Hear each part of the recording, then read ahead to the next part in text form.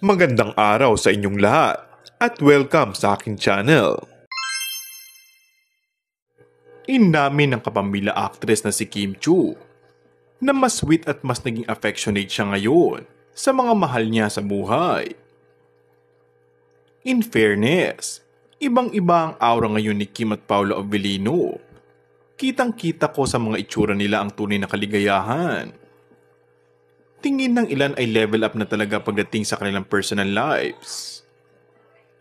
Alam mong seryoso na sila kung ano man ang meron sila ngayon at handa na ngang harapin ang mas matitindi pang challenges sa kanilang buhay. Pero ayon sa isang source, ay kung sweet nga on camera ang dalawa, ay mas sweet daw ito sa off-cam. Hindi imposibleng magkatuluyan sina Kim Chiu at Paolo Avellino kung ang pagbabasihan ay ang blind item na tila sila ang pinatutungkulan. Nagpapakita umano ito ng pagkakaroon ng interes ng dalawa sa isa't isa. Kumpirmasyon na lang ang hinihintay para mas lalong malusaw sa kilig ang umaasang magkatuluyan ng Kim Pao. Hindi lang pakilig para sa kanilang sharing What's Wrong with Secretary Kim.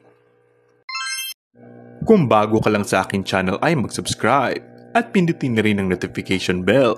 Maraming salamat!